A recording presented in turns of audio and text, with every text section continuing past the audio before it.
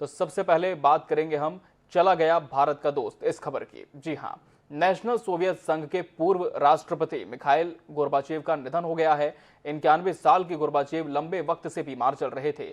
उन्होंने बिना युद्ध किए ही शीत युद्ध को खत्म करा दिया था, यानी बिना खून खराबे के कोल्ड वॉर खत्म करवाया था। कोल्ड वॉर शांतिपूर्वक खत्म करने के लिए उन्हें 1990 में नोबेल प्राइज भी दिया गया था। हालांकि वो सोवियत संघ के पतन को नहीं रोक पाए। मिखाइल सोवियत संघ के 8वें और आखिरी राष्ट्रपति थे। गोर्बाचेव सोवियत संघ के एक बेहद प्रभावशाली नेता थे। आज मॉस्को में उनका अंतिम संस्कार किया जाएगा। गोर्बाचेव ने ग्लासनोस्त यानी अभिव्यक्ति की आज़ादी की नीति का भी समर्थन किया। सोवियत संघ के बिखरने के बाद गोर्बाचेव ने रूसी मीडिया और कला जगत को आज़ादी दी थी। उनके चले जाने से भारत ने एक दोस्त गंवा दिया है। लंबी बीमारी के बाद 91 वर्ष की उम्र में उन्होंने आखिरी सांस ली।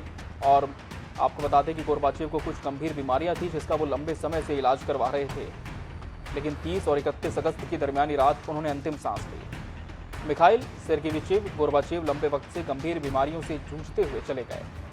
गोर्बाचेव ने अमेरिका के साथ सोवियत संघ के चल रहे शीत युद्ध को खत्म कराया था, फिर भी सोवियत संघ टुकड़ों में बंट गया।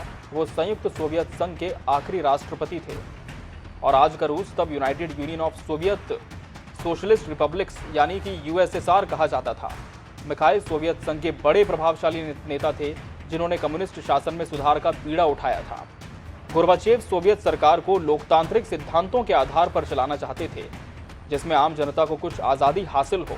और ये सच है कि 1989 में जब सोवियत संघ के पूर्वी यूरोप वाले हिस्से में लोकतंत्र समर्थक आंदोलन की बयार चली, तब गोर्बाचेव ने उसे रोकने के लिए काफ़ी बल प्रयोग किया था। हालांकि उन्होंने ही ग्लासनोस्त यानी अभिव्यक्ति की आज़ादी की नीति का समर्थन किया, पर पूर्व के शासन में कड़ा पहरा इस पर था। गोर्बाचेव को ग्लासनोस्त के साथ साथ पेरेस्ट्रोइका के लिए भी जाना जाता है, जो एक आर्थिक कार्यक्रम था। पेरेस्ट्रोइका का मतलब ही है आर्थिक पुनर्गठन। उस वक्त सोवियत संघ को इसकी बहुत दरकार थी, क्योंकि तब उसे मंदी और जरूरी वस्तुओं की भारी कमी का सामना करना पड़ता था। तभी गोर्बाचेव ने मीडिया और कला जगत को भी सांस्कृतिक आज़ादी दे दी। उन्होंने सरकार पर कम्युनिस्ट पार्टी की पकड़ ढीली करने की दिशा में कई क्रांतिकारी सुधार किए और उसी दौरान हजारों राजनीतिक कैदी और कम्युनिस्ट शासन के आलोचकों को भी जेल से रिहा किया गया। गोर्बाचेव को अमेरिका के साथ परमाणु निरस्त्रीकरण समझौते को लागू करने का श्रेय दिया जाता है। इसी के लिए उन्हें नोबेल पुरस्कार भी दिया गया था। 1990 में उन्हें नोबेल पुरस्कार यानी कि शांति के पुरस्कार से नवाजा गया था।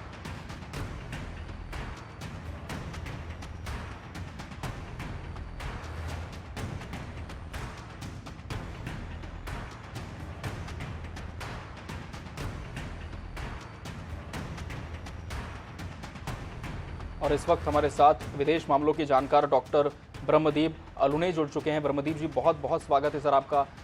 सर, जिस तरह से ये खबर आई आज कि भारत का एक दोस्त चला गया, कितना बड़ा नुकसान इसे माना जाए?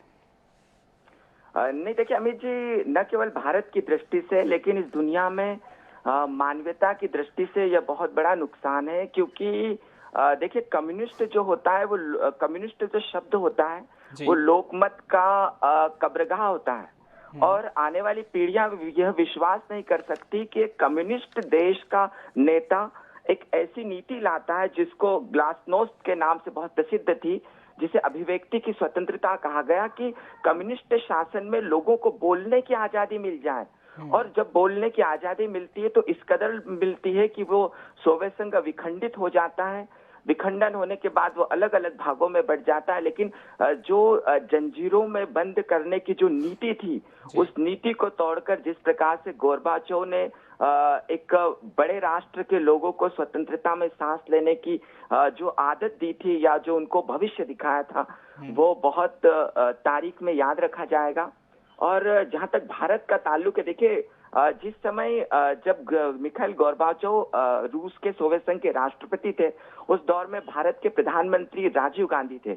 और राजीव जी ने भी यात्रा की थी सोवियत संघ की, और वहां पर मिखाइल गोर्बाचोव ने भी यात्रा की थी। और वो ये दौर था जब उदारीकरण के बाद बहुत सारे चेंज आ रहे थे। बर्लिन की जो दीवार है वो ढह गई थी, पूर्वी जर्मनी और पश्चिम जर्मनी वापस मिल रहे थे। और उसके बाद सोवियत संघ के विघटन के बाद ऐसा लगने लगा था कि जो भारत है वो कमजोर हो जाएगा, क्योंकि सोवियत संघ का विघटन हो रहा है। लेकिन वहीं पर मिखाइल गोर्बाचोव ने जो रूस था, जो टुकड़ा था, जो सबसे बड़ा टुकड़ा था सोवियत संघ का, उससे भारत के मजबूत रिश्तों को करके यह दुनिया में संदेश दिया था कि सोवियत संघ विघटित हो सकता है, लेकिन भारत और रूस की जो दोस्ती है वो नहीं टूट सकती। अमित जी, बिल्कुल, बहुत बहुत शुक्रिया सर आपका हमसे जुड़ने के लिए और इस खबर पर अपनी बात रखने के लिए। तो डॉक्टर ब्रह्मदेव अलूने जी थे जिन्होंने कहा कि निश्चित तौर पर जो रूस का एक स्वरूप था उसे बदलने में एक अहम भूमिका मिखाइल गोर्बाचोव ने निभाई थी और इसे बिल्कुल भी दरकिनार नहीं किया जा सकता।